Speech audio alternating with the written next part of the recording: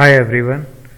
आज हम थोड़ा सा और कुछ अपने डाउट्स क्लियर करते हैं gyroscopic precision and gyroscopic effect, gyroscopic couple forces के बारे में जो कि प्रोपेलर्स पे लग रहे थे।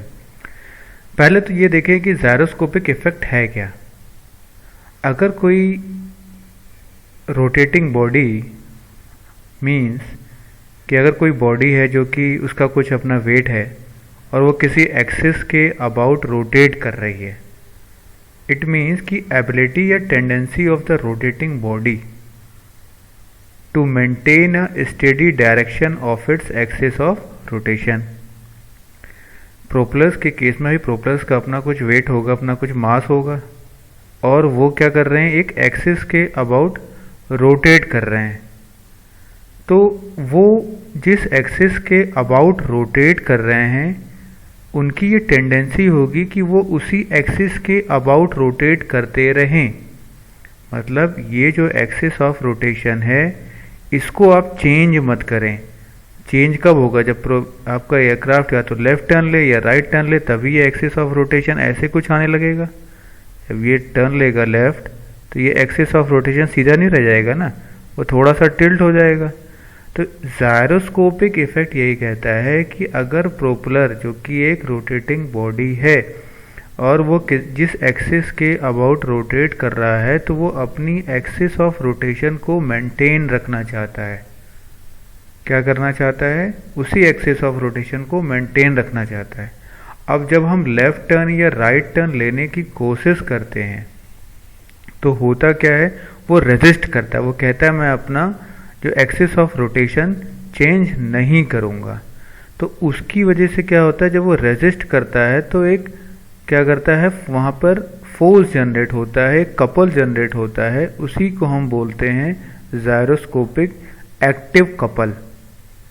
It comes in action when an axis of rotation of a rotating body is turned round in a plane perpendicular to the plane of rotation of that body। अब यहाँ पे हो क्या रहा है कि जो एक्सिस ऑफ रोटेशन है, मान लिया कि एक्सिस ऑफ रोटेशन ये था आपका, उसका प्लेन ऑफ रोटेशन मतलब प्लेन ऑफ रोटेशन ये है, और जिस ये जो एक्सिस है, जो एक्सिस ऑफ रोटेशन है उसका प्लेन कुछ ऐसा है। तो हम क्या कर रहे हैं, इसके ये अब जब एक्सिस ऑफ रोटेशन चेंज करने की कोशिश करेगा, either it is going to the left turn or either it is going to the right turn, तो ये क्या करेगा, अपने एक्सिस ऑफ रोटेशन को चेंज करने की, जब हम लेफ्ट टर्न करते हैं या राइट टर्न करते हैं तो इसका एक्सिस ऑफ रोटेशन चेंज होने की कोशिश करता है। अब आप देख रहे हैं कि यहाँ पे एक्सिस ऑफ रोटेशन ये प्लेन है, जब ये चेंज करेगा तो क्या कर रहा है, axis of rotation of a rotating body is turn round in a plane. किस प्लेन में? Perpendicular to the turn round in a plane. ये एक्सिस ऑफ रोटेशन इस प्लेन में है। और ये क्या कर रहा है, जब आप लेफ्ट टर्न ले रहे हैं तो ये क्या कर रहा है, राउंड मतलब घूम रहा है। किधर जाने के लिए? इन अ प्लेन, मतलब जिस प्लेन में है ये एक्सिस ऑफ रोटेशन का प्लेन ये है, आपको दिख रहा है ना, ये एक्सिस ऑफ रोटेशन है, इसका प्लेन ये है। तो अब ये क्या कर रहा है, जब ये टर्न करेगा तो ये प्लेन क्या करेगा, इस आपके प्लेन ऑफ रोटेशन के परपेंडिकुलर जा रहा है।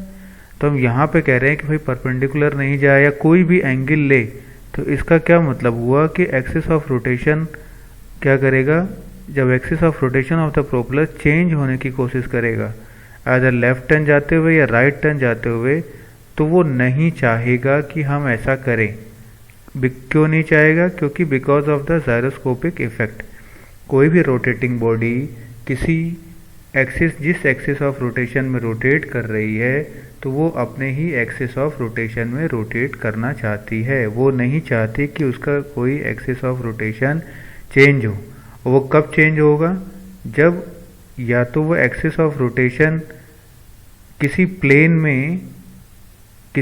में क्या करे, मूव करे। जो एक्सिस ऑफ रोटेशन है वो किसी प्लेन में क्या करे, मूव करे। और मूव करेगा तो या तो प्लेन ऑफ रोटेशन के यहाँ परपेंडिकुलर होगा या उससे कम रहेगा, तो मतलब मूव कर रही है। तो वो ऐसा नहीं चाहती है, और जब वो इसको रेजिस्ट करती है तभी क्या होता है कि gyroscopic active couple, gyroscopic active couple create होता है। अब ये कपल का मतलब क्या हुआ कि भाई टू, जैसे अगर मान लीजिए आपकी प्रोपेलर ब्लेड है तो यहाँ पर इक्वल एंड अपोजिट फोर्सेस और एक्सिस ऑफ रोटेशन के लग रहा है तो कपल फोर्सेस जनरेट होंगे। तो अब ये एक्चुअली होता क्या है, इसको अगर हम देखें तो हो क्या रहा है, जैसे मान लिया यहाँ पे जो रूल लगाना है वो हमें राइट हैंड थंब रूल लगाना है। मान लिया कि हमारा जो एक्सिस ऑफ रोटेशन है वो एंटी क्लॉकवाइज डायरेक्शन था, तो हमने क्या किया, अपने जो राइट हैंड है उसको कुछ इस तरह से रखा इन द रियर, आपके rear of the aircraft. Axis of rotation और थंब की डायरेक्शन सेम है। अब जो प्रोपेलर के रोटेशन की डायरेक्शन है वही हमारी उंगलियों की रोटेशन की डायरेक्शन उसी को रिप्रेजेंट करेगी in a right hand thumb rule में। अब हमने क्या बोला कि भाई अब ये प्रोपेलर रोटेट कर रहा है तो ये नहीं चाहता कि हमारी एक्सिस ऑफ रोटेशन को चेंज करो। तो जब हमने क्या बोला कि नहीं हमें चेंज करना है और हम क्या कर रहे हैं, लेफ़्ट की तरफ टर्न कर रहे हैं। पीछे से देखेंगे तो ये हमारा लेफ़्ट होगा और ये राइट होगा। तो जब हम लेफ़्ट की तरफ टर्न कर रहे हैं तो भाई अपने हाथ को भी, ये राइट हैंड थंब रूल है, इसको भी टर्न कराओ इधर, लेफ़्ट इधर है ना इसका, इस एक्सिस के अबाउट, यहाँ पर ये लेफ़्ट होगा तो इधर की टर्न करेगा, इसके लिए ये होगा तो ये इधर टर्न किया। तो जैसे ही इसने भाई प्रोपेलर इस डायरेक्शन में टर्न करे, अगर ये हम एक्सिस यहाँ बना दें तो लेफ़्ट टर्न लेने के लिए प्रोपेलर इधर घूमेगा और आपका राइट हैंड इधर घूमेगा। तो जैसे ही आपका राइट हैंड इधर घूमा तो क्या हो गया, थंब ऐसे हो गया और ये उंगलियां क्या होंगी, नीचे की तरफ पॉइंटेड होंगी। तो थंब की जो डायरेक्शन है, ये जो उंगलियों की डायरेक्शन है वो बताएगी आपकी कि एक्टिव जायरोस्कोपिक कपल इस डायरेक्शन में लगने लगेगा, मतलब वो रेजिस्ट करेगा। कब ये एक्टिव जायरोस्कोपिक कैसे क्रिएट हुआ, बिकॉज ऑफ द रेजिस्ट, कि हमें भाई अपनी एक्सिस ऑफ रोटेशन में ही रहना है। आपने ऐसा कर दिया लेकिन हम तो यही चाहते हैं। तब एक जो कपल फोर्स, जहाँ पे कपल क्रिएट होगा, जो एक्टिव कपल कहलाता है, उसकी डायरेक्शन ये होगी, जो कि आपकी उंगलियां भी, जब आपने इसको 90 डिग्री टर्न लिया तो उंगलियां क्या करेंगी, नीचे की तरफ पॉइंट करेंगी। तो एक्टिव कपल की डायरेक्शन इधर होगी, तो उसके अपोजिट में एक रिएक्टिव कपल जनरेट होगा। तो वो क्या करेगा, आपके नोज़ को पिचअप कर देगा और टेल डाउन हो जाएगा। अब कहीं कहीं पर इन्होंने बोला है कि नहीं भाई क्लॉकवाइज डायरेक्शन में रोटेट करें। तो जब क्लॉकवाइज डायरेक्शन में रोटेट किया, फिर से हम अपना राइट हैंड रूल लेंगे, थंब रूल लगाएंगे। हमने, ये हमारा थंब हो गया और क्लॉकवाइज डायरेक्शन में हमारी उंगलियां बेंड हो गई। फिर से हमने क्या किया, अब फिर से ये लेफ्ट की तरफ टर्न कर रहा है तो हमने इसको घुमाया इधर, ठीक है, क्लॉकवाइज डायरेक्शन ऑफ रोटेशन है, लेकिन ये भी तो अब लेफ्ट हैंड टर्न करेगा। तो तुम भी इसको अपना इधर घुमाओ उंगली को, तो ये क्या करेगा, फिर से उंगलियां नीचे की तरफ पॉइंटेड करेंगी। तो एक्टिव कपल इस डायरेक्शन में जनरेट होगा और रिएक्टिव कपल उसकी अपोजिट डायरेक्शन में जनरेट होगा।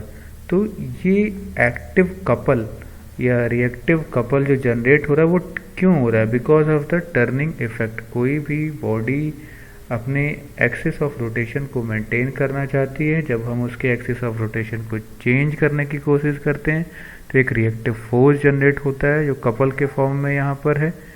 तो वो जब आपका एक्टिव कपल जनरेट होगा तो उसके बदले में क्या होगा, एक रिएक्टिव कपल जनरेट होगा। और ये एक्टिव और रिएक्टिव कपल फोर्सेस क्या करते हैं कि अगर हम ग्राउंड पे का एयरक्राफ्ट आपका रनवे पे रन कर रहा है तो वहाँ पे याइंग ही मोशन दिखेगा, लेकिन जब आप यहाँ पर एयरक्राफ्ट को लेफ्ट टर्न करना चाहते हैं तो एयरक्राफ्ट आपका रोलिंग होने लगेगी, इसमें नोज़ अप होने लगती है और टेल डाउन होने लगती है। अब यहीं आप राइट की तरफ टर्न करें, राइट मतलब लेफ्ट, यहाँ पे लेफ्ट डायरेक्शन में टर्न कर रहे थे तो राइट डायरेक्शन में टर्न करेंगे तो नोज़ नीचे चली जाएगी और टेल ऊपर चला जाएगा।